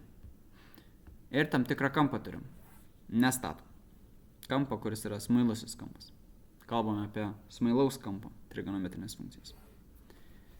Pagrindinė, aš taip prisimenu tiesiog pasimdamas sinusą ir sakydamas, kad sinusas yra pagrindinis. Tai jeigu atsimenu sinusą, atsiminsiu ir kitus dalykus. O sinusas tiesiog imam statinį priešais. Pasiimam kampą ir žiūrim, kas yra priešais tą kampą. Ne šalia kažkur, tai bet priešais. Priešais būtent statinys ir bus va šitas. Ir dalinam iš įžambinės. Tai įžambinė tai ta kraštinė, kuri neturi stataus kampo jokio. Tai va, ir padalinam. Ir čia ir bus būtent šito kampo sinusas. Taip apibrėžimas. Tada kosinusą aš tai atsimenu tiesiog galvodamas, kad tai yra kažkoks kitoks dalykas negu sinusas. Tai vietoj to, kad mes ėmėm statinį priešais, mes ėmėm statinį šalia. Ir jį dalinam vėlgi iš įžambinės. Nes vis tiek sinusas, kosinusas panašiai skamba, vis tiek įžambinė įmam. Tai statinį šalia padalintas iš įžambinės yra kosinusas. O tangentą, kaip atsimenu, tai tiesiog sinusas dalinta iš kosinuso. Padalinam pagrindinę iš nepagrindinio. Pagrindinis viršui, sinusas, apačioj, šalutinis kažkoks. Tai reiškia, imsim statinį A, statinį priešais ir dalinsim iš statinio šalia. To šalutinio. Tai čia yra tangentas apibrėžimas. Tai va. Na ir dabar mes turim tam tikras taisyklės, kurias irgi reikėtų įsitikinti, kad yra teisingos. Tai vėlgi galim pritaikyti Pitagoro teoremą ir suskaičiuoti, kas bus sinusas kvadratu plus kosinusas kvadratu. Sinusas kvadratu yra A dalinta C, kosinusas yra B dalinta C, paimam kvadratus, atsiskleidžiam, ką gaunam viršui A kvadratu plus B kvadratu, kadangi čia yra status trikampis, pagal Pitagoro teoremą tai yra C kvadratu. O pačioje turime irgi C kvadratu. Viskas, susiprasina, reiškia, gausim vienetą. Reiškia, nesvarbu, koks yra trikampis, nesvarbu, koks yra kampas, visą laiką sinusas kvadratu plus kosinusas kvadratu to paties kampo yra lygu vienam. Čia vadinama pagrindinė trigonometrinė tapatybė, va raudonai apibrėžiu. Pagrindinis dalykas, kurį reikėtų atsiminti. Nu, ne visiškai gal apibrėžimus reikėtų labiau žinoti. Bet čia ateityje labai svarbu šitą atsiminti. Tuomet tangentas, tai mes norim įsitikinti, kad sinusą padalinus iš kosinuso, tai yra tangentas. Tai padalinam ir žiūrim, kad C susiprastina. Ir būtent gaunam tangentą pagal apibrėžimą. Tai kaip minėjau, sinusas iš kosinuso yra tangentas. Turbūt kiltų klausimas, o tai kam? Čia mes dabar kampam, skaičiuojam kažkokią kampą. Sinusas kažkokią kampą. Sinusas 30 laipsnių, sinusas 50 laipsnių. O tai kas, jeigu mes nubrėšim kažkokią kitą trikampį? Nebūtinai tokį patį kaip čia. Pasirodo, nėra skirtumo. Nes mes, kad ir kokį trikampį nupiešim, kadangi jis yra status ir turi tą patį vieną kampą, tiek trikampiai visą laiką bus panašus. Panašus pagal 2 kampus. Primenu, čia 6 klasės kursas. Tai būtent pagal 2 kampus panašus, vadinasi, jų kraštinės yra proporcingos. Kitaip tariant, santykis tarp 2 kraštinių, o čia kaip matote, čia visur yra kraštinių santykiai, santykis visą laiką bus tas pats. Todėl nesvarbu, kokį statų trikampį nupiešim, ar mažą, ar didelį, visą laiką kraštinių santykis bus vienodas.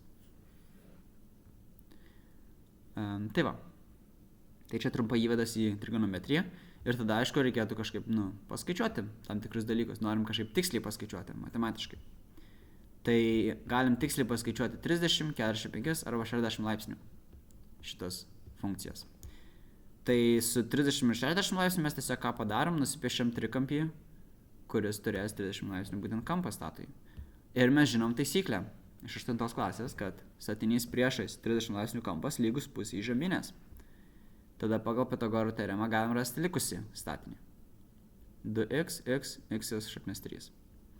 Ir viskas, tada ir padalinam. Ir matom, kad x visur susiprastina, kur dalinam. Gaunam šitos skaičius. Tas pas ir čia tiesiog pakreipiam tą stačiakampį. Tai susimaino sinusas su kosinusu ir tangentas apsiverčia. Tai va, bet iš esmės tas pats vėlgi. X visur susiprastina. Ir turim 45 laipsnių kampą, tai čia jau turim trikampį, kuris yra lygiašonis. Nes čia 45 laipsniai, čia tada atėmus iš 180 irgi lieka 45 laipsniai. Jeigu 2 kampai yra lygus, vadinasi, trikampis yra lygiašonis. šitos kraštinės irgi lygios, abi dvi x. Jeigu abi dvi x pagal Pitagoro teoremą galim susirasti žambinę, x šaknis 2. Ir vėlgi, įsistatom, padalinam, x susiprastina, gaunam skaičius. Kaip minėjau, nesvarbu, kokią x pasimsim, nesvarbu, koks čia trikampis, visą laiką gausim tą patį skaičių, nes x susiprastinas. Šitų nereikia mintinai mokėti, nes turit formulyną, nepamirškit. Duodamas formulynas, kuriame yra va šita lentutė. Tai mokėkit iš lentutės išskaityti. Jums rūpi tik va šita pirma dalis lentutės. 30, 45, 60 laipsnių. Čia 9 klasės lygis. Kita dalis lentutės čia yra 10 klasės. Su bukais kampais irgi reikia mokėti. Tai čia tikslos reikšmės, kurias galim pasakyti. Kitas reikšmės yra apytikslės. Tai apytiksliam būna naudojamas skaičiuotuvas. Irgi neįeinais į programą būtent paskaičiavimas su formulėmis, bet jeigu kam įdomu, tai yra vadinamos Tayloro eilutės arba Maclaurino eilutės, kurias naudojant galime apytiksliai paskaičiuoti šitas funkcijas. Čia jau daugiau universitetų sužinosit. Tai va, bet skaičiuotuvas būtent naudotas funkcijas ir mums nereikia žinoti, kaip ten jos veikia, tiesiog su skaičiuotuvu reikia mokėti paskaičiuoti apytiksliai. Tai jeigu norim tiesiog suskaičiuoti sinusą kažkino, paimams rašom sinusas, suvedam laipsnius. Nepamirškit pasižiūrėti skaičiuotuvę, ar yra laipsniai, ar yra radianai. Būtent parašoma deg arba rad, arba d raidė, arba e raidė. Tai čia radianai yra kitas būdas matuoti laipsnius, arba dar gradientai būna, dar tokie grad rašomi. Tai čia dar vienas būdas matuoti laipsnius. Pažiūrėkit, kad tikrai būtų deg, degrees. Ir tiesiog suvedam ir suskaičiavam. Tuo tarpu reikėtų ir mokėti paskaičiuoti apytiksliai kampą, kurio sinusas duotas, arba kosinusas ar tangentas. Tam naudojam va tas sinusas minus pirmoji arba kosinusas minus pirmoji, atvirkštinė funkcija.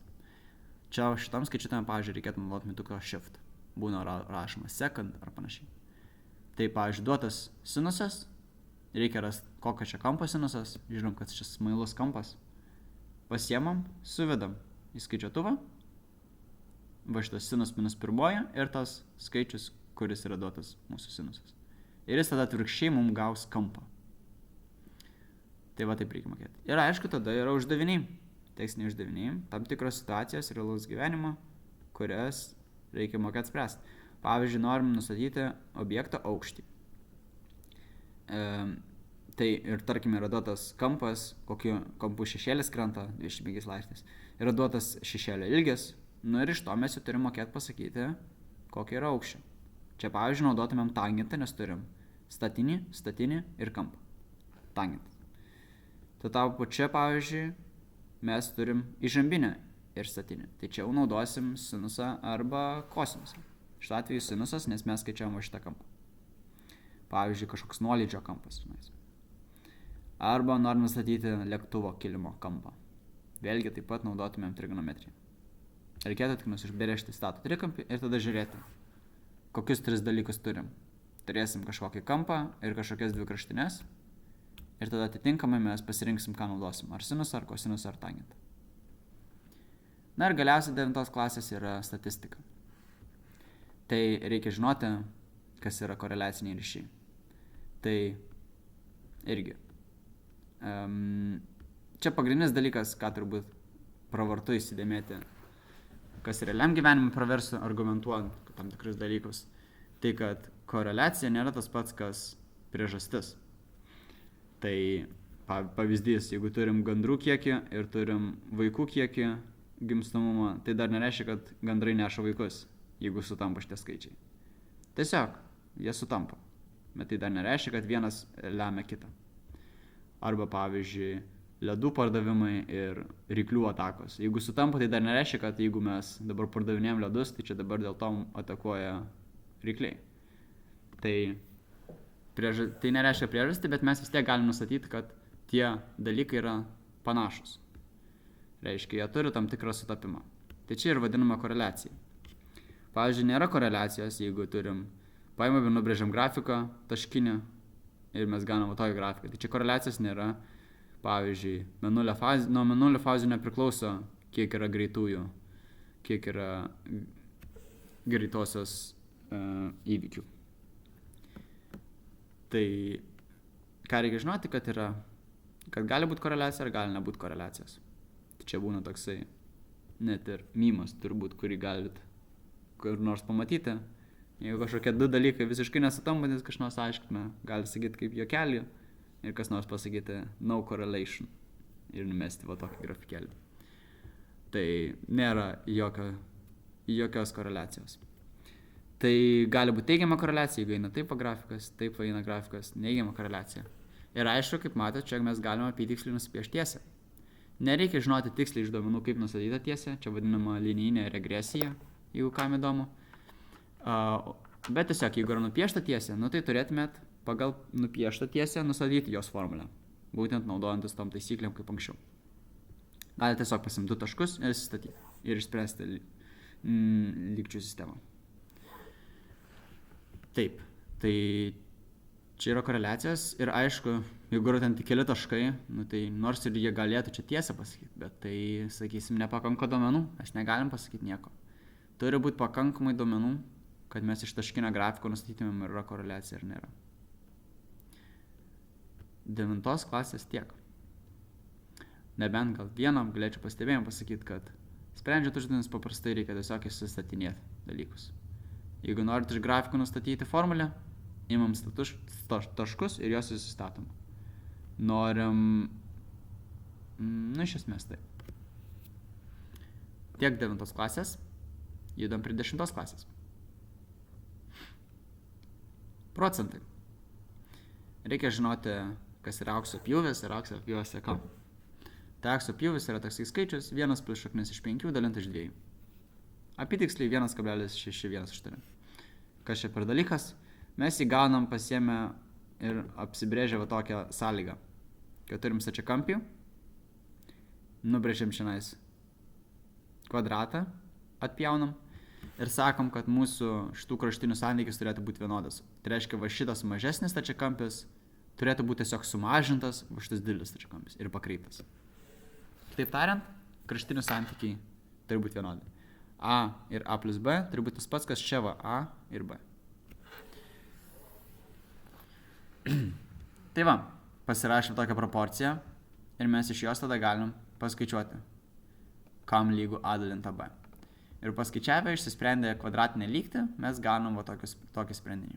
1 plus šaknis 5 iš 2. Taip pat gautumėm ir 1 minus šaknis 5 iš 2. Bet kaip minėjau, čia kalbam apie geometriją, apie santykį, tai reiškia imam teigiamą skaičių. Ir va, jeigu turim aukso pjūvio seką, tai galime įsivaizduoti, kad 2 skaičius mes sudedam ir gaunam sekantį. Prieš tai esančius skaičius vėl sudedam, gaunam sekantį, tai čia vadinama Fibonacci seka. Tik šituo atveju mes pradedam ją nuo 0,056, tai tiesiog programai parašyta, nežinau kodėl čia tai būtent. Ir būtent pasirodo, kad jeigu mes sudedam prieš tai esančius skaičius ir gaunam sekantį, tai čia yra apytiksliai tas pats, kas mes tiesiog paimtumėm prieš tai esantį skaičių ir jį padaugintumėm iš aukso pjūvio. 1,618. Tai galit pasitikrinti ir sudėję gausim sekantį skaičių ir padauginę iš aukso pjūvio gausim sekantį skaičių. Tai va, ir taip pat su procentais reikėtų mokėti spręsti tekstinius uždavinius. Tai aišku, čia vėlgi 8 klasė, tai čia tiesiog reikia prisiminti, kad jeigu turim kažkokią dalį ir dalinam iš visumos, tai gausim tam tikrą trupmeną, kuri nusako dalį, tam tikrą, ir mes ją galim pasiversti procentus. Ir atvirkščiai, jeigu turim procentus, mes galim pasiversti trupmeną ir padauginti iš visumos ir gausim, kiek ten ta užima dalis. Tai reikia mokėti su džiovinimu, drakinimu, sudėtiniais procentais, lydiniais, mišiniais, tirpalais. Lygtis ir nelygybės. Reikia mokėti spręsti trupmeninės lygtas. Kaip trupmeninės lygtis sprendžiamas, tai pasidaroma šitą formą. Trupmena lygu 0. Reiškia, pirmiausia viską sukeliam į kairę pusę, tai čia dvejetas, pavyzdžiui. Sukeliam dvejetą į kairę pusę, -2 ir gaunam jau, kad yra lygu 0. Dalis jau, viena dalis baigta. Tuomet mes turim šitą pasiversti vieną trupmeną, tai su bendra vardikliu ir gaunam trupmeną. Viskas, šitą formą mes jau galim žinom kaip spręsti, nes tiesiog viršų prilyginam 0, apačią sakom, kad yra nelygu 0. Tai reiškia, viršų prilyginam 0 gaunam lygtį, ją išsprendžiam, o apačioj mes tiesiog pasitikrinam, kad nebūtų netyčia lygu 0. Tai pavyzdžiui, x čia negalėtų būti 0, x čia negalėtų būti -1. Tai kai viršų išsprendžiam, pasitikrinam, ar tikrai taip nėra. Šitą atveju čia taip nebus. Kaip bendravardiklinam, kaip iš šitą reiškinio pasidarom šitą, tai čia 9 klasės kursas, mes šitie pavyzdžiai visi. Tai iš jų galim ir pasidaryti iš kažkokių reiškinių, viską sudėti į vieną ir supaprastinti viską. Bet dabar čia ir labai tada svarbu atkreipdėmėsi, kad neprastinkit aklai, nes apačioj svarbu, kad nebūtų 0. Tai nors čia, kai reiškinys, tai mes galim tiesiog išbraukti, bet jeigu sprendžiam lygtį, tiesiog išbraukti negalim. Būtinai tada reikia atsižvelgti, kad nebūtų lygu 0 apačioj. Tai jeigu mes tą atsižvelgiam, galim ir greitesnių būdų išspręsti. Pavyzdžiui, turim tokią lygtį lygų 1, tai sakytumėm, ką čia dabar kelti, kairę pusę tą vieną, tą bendravardiklinti. Ne, mes galim tiesiog sulyginti. Vienetas bus tada, kai viršus yra apačia lygus. Tai ir sulyginam. Ir išsprendžiam. Ir labai greitai išsprendžia, bet labai svarbu tada atkreipdėmėsi, kad apačio negali būti 0. Tai 2x negali būti 0, reiškia x negali būti 0. Arba turim šitą, vėlgi lygų 1. Tai ką sakysim? Kad vėl galim juos sulyginti, arba dar prieš tai iš viso mes galim paimti ir išprastinti. Tai vėlgi mes galim prastinti, bet tada būtinai reikia nepamiršti, kad apačioj negali būti 0. Tai jeigu apačią kažkur prastinam, pasirašom, x nelygu -2 ir tada jau galim toliau spręsti. Kitaip pamesim ir gali būti blogas atsakymas. Tai šitas labai svarbu, jeigu sprendžiam greitesnių būdų. Ir tuomet reikia taikyti uždaviniuose. Tai pavyzdžiui, turim greičio ir darbo uždavinius. Tai modeliuojam naudojantis trupmeniniam lygtim. Kaip tai daryt? Nusibrėžiam lentutę. Ir rašom laiką. Tai jeigu turim greitį ir kelią, pavyzdžiui, plaukia laivas prieš srovę, palei srovę. Srovė yra x km/val. Laivo savatasis greitis 2 km/val. Paplaukia 10 km prieš srovę, 15 km palei srovę ir tarkime, kad užtrunka tiek pat laiko plaukdamas į priekį ir atgal. Tai pasirašom laiką kaip trupmeną 10 dalinta 2 minus x, 15 dalinta 2 plus x. Ir sulyginam, nesakoma, kad yra tiek pat laiko. Užtrunka tiek pat laiko. Kalbant apie darbo uždavinius, tai tenais reikėtų žiūrėti, kiek per 1 valandą nudirbama. Vėl tas pats. Greitis, kaip tada jau būtų greitis, našumas. Labai neišsiplečiu, bet tik tais užsimenu, kad būtent galima naudoti tada pagal programą tokius uždavinius. Tuomet kvadratinės nelygybės. Reikia mokėti spręsti kvadratinės nelygybės 2 būdais. Vienas būdas yra algebrinis. Tai pasiemam ir tiesiog pasidarom skliaustus. Mes jau žinom, kaip pasidarys skliaustus. Išsisprendžiam lygtį ir susirašom į tą formą. Kai pasidarom skliaustus, tada kas? Jeigu yra pasakyta daugiau arba lygu 0, reiškia kas? Arba abudu skaičiai teigiami, arba abudu neigiami, nes mes sudauginę turim gauti teigiamą. Tai ką padarom? Taip ir išsiskaidom, sakom. Vienas skliaustas yra teigiamas ir kitas skliaustas yra teigiamas, arba vienas skliaustas yra neigiamas ir kitas skliaustas yra neigiamas. Išsprendžiam šitas nelygybių sistemas, gaunam tokius sutapimus ir juos didam į vieną. Žodelis arba reiškia, kad mes vienas arba kitas mes viską galime į krūvą sudėti. Ir taip gaunam atsakymą. Taip pat reikia mokėti grafinį sprendimo būdą, kai mes nusipiešam funkciją. Funkcijos eskizą nusipiešam. Tai mes pasiemam kairę pusę mūsų lygties, dešiniai pusė turi būti 0. Ir pasidarom funkciją. Ir tada ieškom, kur ta funkcija kerta x su ašį. Tai va čia jeigu buvo nelygybė, kad daugiau arba lygu 0, tai mūsų funkcija yra šita kairiai pusėje ir sakom, kad jį lygu 0, reiškia randam, kur kerta x su ašį. Išsisprendžiam, randam, kad kerta x su ašį ties -2 ir -3. Nusipiešime eskizą. Šakos eina aukštyn, nes a yra teigiamas skaičius. 1. Nusipiešime eskizą. Ir ką? Dabar pasižiūrim, pasakyta, kad funkcijos reikšmės yra daugiau arba lygu 0. Neneigiamas. Tai va, vadinasi, f nuo x yra daugiau arba lygu 0. Tai va čia šakos, kur eina aukštyn, čia eina aukštyn. Pasižymim šitos intervalus x ir užsirašom. Tai aišku, jeigu turim kažkur, kur nekerta x ašies, tai mes nelabai išspręsim va šituo algebriniu būdu. Tai mes negalėsim išskaidyti, diskriminatas bus neigiamas, neturėsime čia sprendinių. Tai algebriniu būdu galima išspręsti tik, kai diskriminantas yra teigiamas, kai turi trinaris šaknis, realiasis. Tai va, tai turėsim tokius visus atvejus. Gali būti, kad kerta x ašį dviejose vietose ir eina šakos aukštyn, tai diskriminantas teigiamas, a reikšmė teigiama, gali šakos žemyn eiti, a reikšmė neigiama. Gali vienam taške liest, diskriminantas 0, a reikšmė teigiama, šakos žemyn, a reikšmė neigiama. Gali nekirsti iš viso x ašies, a reikšmė teigiama, a reikšmė neigiama. Tai jeigu pagal grafikos eskizą, tai mes galim visada nustatyti bet kokią išspręsti kvadratinę lygtį. Tai va, tiek apie kvadratinės nelygybės, tuomet reikia mokėti spręsti lygčių sistemas. Tai čia priminimas vėl iš 9 klasės lygio. Čia iš viso tiesinės lygčių sistemas jau 8 klasė reikia mokėti spręsti visais 3 būdais. Sudėties, keitimo, grafinio. Tai va čia priminimas iš 8 klasės įkėliau šitą paveiksliuką. Tai va, 9 klasė, kaip minėjau, irgi mokėti tiesinę ir kvadratinę spręsti. Tai turėjom tenais apskritimą, turėjom tenais parabolės, tai grafinių būdą arba keitimo būdą. Sudėties būdas irgi va, vienas iš tų įvairių būdų minimum programoje. Tai čia iš 8 klasės šitos būdus galite pasikartoti. Irgi kitam video atskirai 8 klasės įkėliu. Ir čia turim tiesinės ir trupmeninės. Tai čia yra nuo 10 klasės. Tai jeigu yra viena tiesinė, kita trupmeninė. Tokią sistemą irgi reikia mokėti spręsti. Tai čia vėlgi imam paprastesnį ir iš jo išsireiškiam, jeigu sprendžiam keitimo būdu. Grafiniu būdu čia nelabai gal ir įmanoma būtų išspręsti. Būtų gan sudėtinga nupiešti va šitą trupmeninę lygtį. Kai sprendžiam keitimo būdu, išsireiškim iš paprastesnės, iš tiesinės lygties, išsireiškim x arba y ir jį įsistatom į sudėtingesnę šitą lygtį, trupmeninę. Nu ir kas? Tada lieka tik tais vienas kintamasis, x arba y.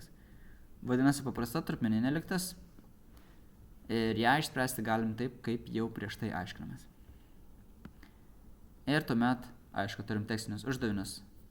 Tai vėlgi tekstiniuose uždaviniuose pasiemam 2 kintamosios, būtent pasižymim nežinomosius. Tai, ko ieškome.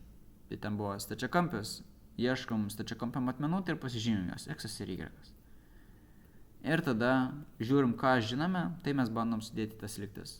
Duotas ten perimetras, duotas ten statusus trikampis, mes tai ir surašom būtent į lygčių sistemą.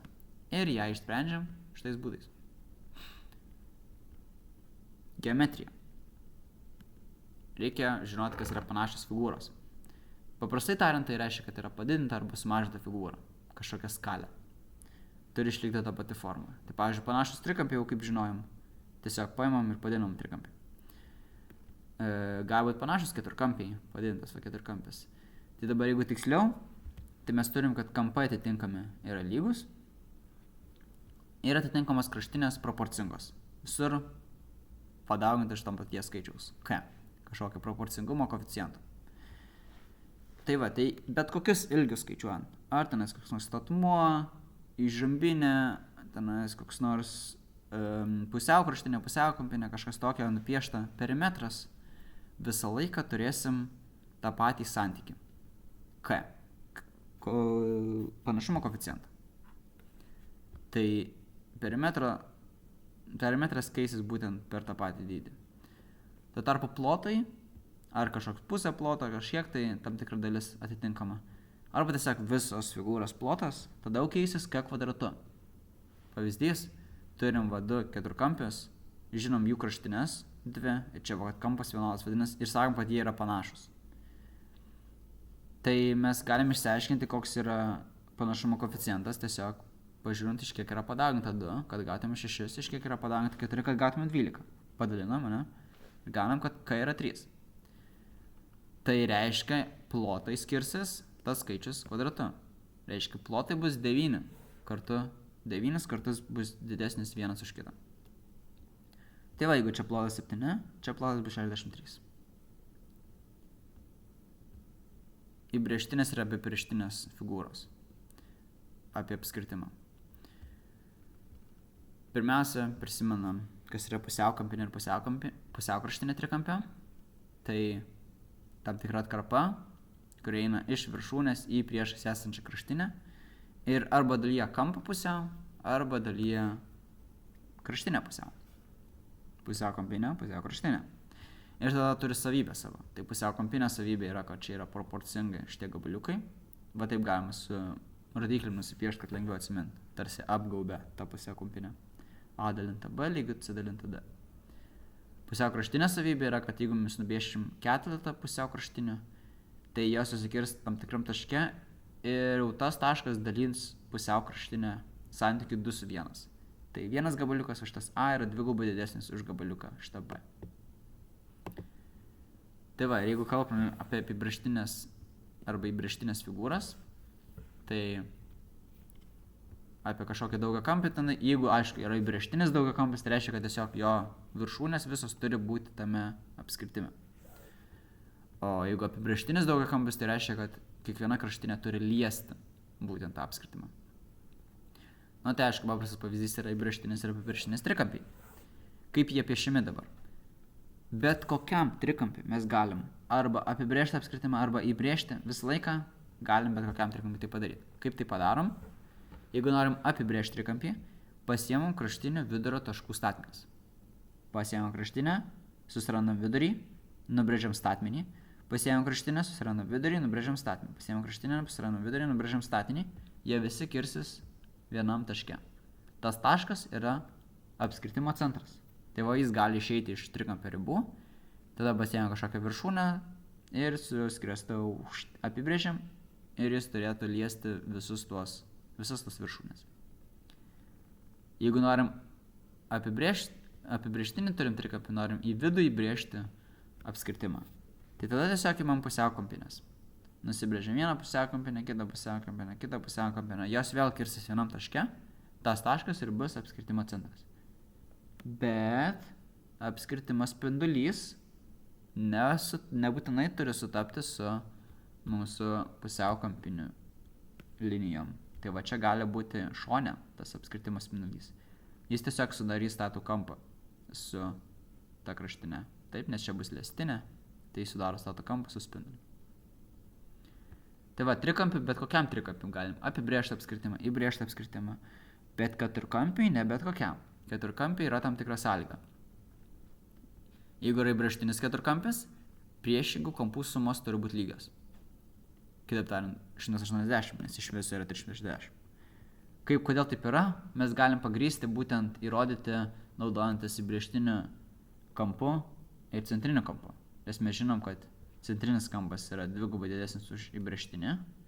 Ir taip pat žinom, kad lanką mes galim matuoti centrinio kampo didumą. Tai gali būti pilnas apskritimas bus 360 laipsnių. Tai reiškia, šitie du raudoni susideda iki 360. Ir jie gaunami remiantis su dviem įbrėžtiniais kampais. Vienas remiasi iš vienos pusės, kitas iš kitos pusės. Ir jie būtent ir sudaro tą keturkampį. Tai jų suma bus 360, bet kadangi mes kalbam apie įbrėžtinius kampus, tai jie perpus mažesni už centrinius. Tai suma bus 180. Ir vienam, ir kitam. Tai va, suma 180 priešingų kampų. Apibrėžtinis keturkampis tuo tarpu, mes čia remiamės tuo uždavinio pavyzdžiu, kur turėjom. Kad liestinės iš vieno taško einančios sudaro atkarpas, kurios yra vienodo ilgio. Ir vėlgi, jeigu susumuosim tos visus gabaliukus, mes gausim priešingų kraštinių tie gabaliukai susisumavę gauna tą patį skaičių.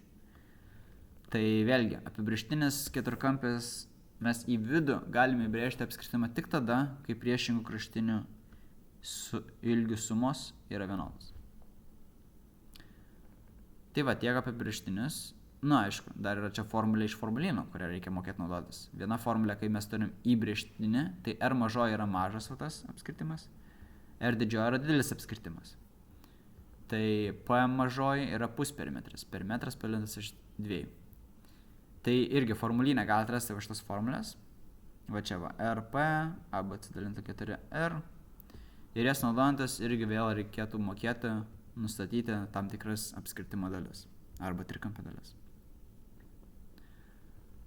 Ir tuomet turim išplėtimą trigonometrijos. Tai 9 klasės kursai yra tiesiog apie smailų į kampą, tiesiog su stačiais trikampiais. 10 klasė apibrėžėm truputėlį bendresnį apibrėžimą su vienetiniu apskritimu. Tai vienetinis apskritimas yra apskritimas, kurio spindulys yra vienas ir jis apibrėžiamas koordinačių sistemos pradžioje. Ir tuomet mes turim tam tikrą posūkio kampą. Tai pasiemam va šitą ašį x, teigiamą pusę, ir sukam priešais laikrodžio rodyklę. Sukam spindulį va šitą. Ir turim tam tikrą posūkio kampą. Tai galėtų jis būti ir neigiamas, mes galėtume priešingą pasisukti. Bet 10 klasėje apsiribojam tik tais nuo 0 iki 180 teigiamas kampas. Reiškia, gali būti smailusis arba bukasis kampas. Ir jo paskaičiuoti sinusą, kosinuso tangentą.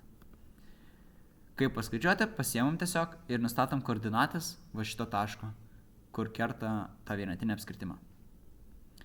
Tai x bus kosinusas, y bus sinusas. Jeigu nusibrėžtume čia statą trikampį, pamatytumėt, kad smailioj pusėje, čia pirmame šitam ketvirtyje, viskas atitinka su paprastu stačiuoju trikampiu. Tai va. Tai pavyzdys, turim 30 laipsnių kampą, nusibrėžiam va šią posūkio kampą, nuo čia 30 laipsnių. Ir čia va, kur kirs šitam taške, koordinatės šito taško bus šaknis 3 iš 2 ir 1/2. Tai sinusas yra 1/2, kosinusas yra šaknis 3 iš 2. Tangentas sinusą dalinam iš kosinusų.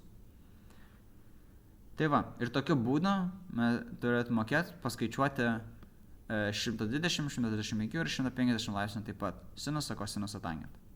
Tangentas, tai aišku, sinusą tiesiog dalintas iš kosinusą. O kaip gauti sinusą, kaip gauti kosinusą, tai mes atrandam simetriškumą. Tai y išlieka tas pats, kaip priešais esančia. Tai tiesiog 180 atėmus. Tai va čia 150 atitinka 30 laipsnių. 135 atitinka 45 laipsnių. 120 atitinka 60 laipsnių. Tai sinusas y išlieka tas pats. Tuo tarpu x atsiranda priešingai pusėje su minuso ženklu. Tai tiesiog vėlgi tas pats tik tai su minuso ženklu. Ir tokiu būdu mes apsibrėžiam tokias taisyklės. Sinuso bukojo kampo ir kosinuso bukojo kampo. Tiesiog 180 atimam tą mūsų turimą kampą. Ir jo, tai ir bus. Tiesiog jeigu sinuso nekeičiam ženklą, kosinuso minusą prirašom. Ir taip gaunam bukojo kampo sinusus ir kosinusus. Tai va. Ir tuo pačiu vėlgi iš formulyno mes turim tada trikampio formulę, trikampio plotą, kurį galima apskaičiuoti naudojantis sinusu. Tai čia trumpai tariant, mes tiesiog nusibrėžiam statinį ir čia naudojantis trigonometriją mes žinom, kad sinusas alfa yra lygu šitas statinys dalinta iš žambinės. Tai mes padaginame abi pusės iš žambinės ir gaunam, kad aukštinė yra lygu a sinusas alfa. Na ir vėlgi, trikampio plotas tai yra aukštinė kart pagrindas padalinta iš 2. Tai ir būtent yra šita mūsų formulė. Vėlgi, mintinai nereikia, nes yra formulinė. Tik prisiminkit, kad tokia yra. Ir tuomet turim vėl iš formulynų sinusų teoremą ir kosinusų teoremą. Tai vėlgi žinokit, kad tokios yra ir kad jas galima naudoti. Kur jas naudoti? Sinusų teorema, kaip matote, yra kraštinė dalinta iš priešais esančio kampo sinuso. Vadinasi, mes imtumėm kažkokią dalį šitos proporcijas, pasimtumėm 2 gabaliukus. Tada turėtumėm 2 kraštinės ir 2 kampus. Tai ir viskas. Pasižiūrėt, kas duota, ką reikia rasti, viską sudedam į krūvą ir pasižiūrim, ką turim. Jeigu turim 2 kampus ir 2 kraštinės, pavyzdžiui, duotas 2 kraštinės ir tada duotas kampas, reikia rišti kitą kampą. Tai 2 kampai, 2 kraštinės. Naudojam sinusų teoremą. Tuo tarpu, jeigu yra duotas 3 kraštinės ir 1 kampas, tada naudojam kosinusų teoremą. Pavyzdžiui, duota viena kraštinė, duota kita kraštinė, duotas kampas, reikia rasti kitą kampą. Kita kraštinė. Tada jau kosinusų teoremą. Tai va. Čia aišku, prie sinusų teoremos dar yra šitą išvadą padaryta, kad 2r.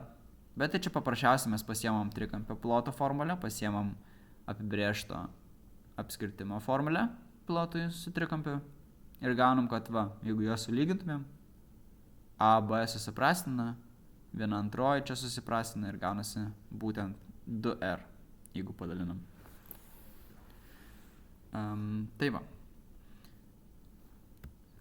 Tiek yra pupui. Pup egzaminui iki čia visas turinys. Kitka, statistika nepriklauso egzaminui, bet priklauso 10 klasės kursui. Tai einam dabar tai. Statistika. Reikia analizuoti duomenis mokėti.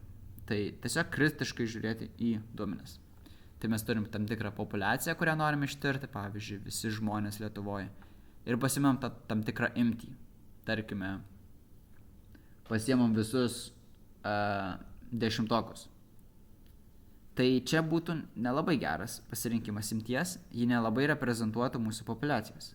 Nes jeigu, tarkime, matuotumėm ūgį, mes gautume tam tikrą ūgį, o tai kaip vaikai, kaip kažkokie seni žmonės nereprezentuoja. Tai jeigu norim, kad tikrai gerai reprezentuotų imtis, tai reikia atsitiktinai imti. Reikia paimti ir vyresnius, ir jaunesnius žmonės ir panašiai. Tai va. Ir aišku, jeigu turėtumėm, tarkime, pasirinkam tam tikrus, tarkime, 10-okus, tai aišku, po metų jie bus 11-okai. Tai duomenų rinkinių kintamumas būtent irgi. Reikia į tai atsižvelgti, turėti omeny. Ir duomenų pasiskirstimas, tai būtent tada galim pasižiūrėti, kaip mūsų gauti duomenys yra pasiskirstę, nusibrėžti skirstomumo grafikus. Ir tada mokėti reikėtų apibūdinti ir kiekybiškai interpretuoti. Tai kaip apibūdinam, tai naudojantis ir kiekybiškai interpretuojam būtent naudojantis šitomis sąvokomis. Kiekybiškai mes galim tiesiog paskaičiuoti dispersiją. Turim tokią formulę. Nereikėtų gal labai tiksliai tos formulės žinot, bet turėtų omeny, kad jeigu dispersija yra didelė, reiškia mūsų duomenys yra labai pasiskirsti. Jeigu dispersija maža, tai duomenys yra sutelkti tam tikroje vienoje vietoje. Tai aišku, patikimesni duomenys, tai ir pasako apie mūsų būtent tyrimą. Bet jeigu norim, tarkime, nustatyti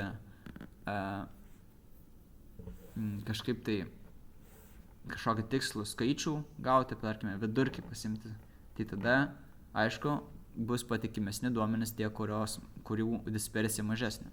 Kurie mažiau pasiskirstę, mes tada žinosim, kad tikrai maždaug aplink tą vidurkį eina. Standartinis nuokrypis, tai kitas būdas. Taip pat matuoti šitą pasiskirstimą duomenų sklaidą. Tiesiog ištraukti šaknis iš dispersijos.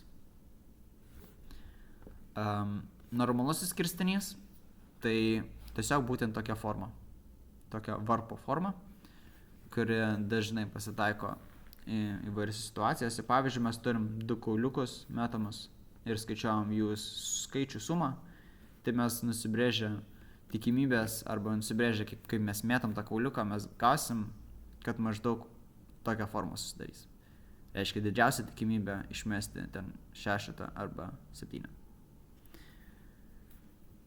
Ir tuomet turim simetriškus skirstinius, asimetriškus skirstinius. Tai simetriškas, tai aišku, turi simetrijos ašį, asimetriškas neturi simetrijos ašies. Tai simetriškam skirstinį mes galime laisvai naudoti vidurkį kaip gerą matmenį ir vidurkis sutaps su mediana. Tuo tarpu, jeigu turime asimetrišką, tai jau geriau naudotumėm medianą negu vidurkį. Vidurkis jau nebe taip gerai atsispindi mūsų duomenų. O aišku, aukščiausias taškas tada jau bus moda. Tai va, gali būti simetriška, asimetriška, pagal tai mes galim naudoti tam tikrus tuos analizės matmenis, kiekybiškus interpretavimus.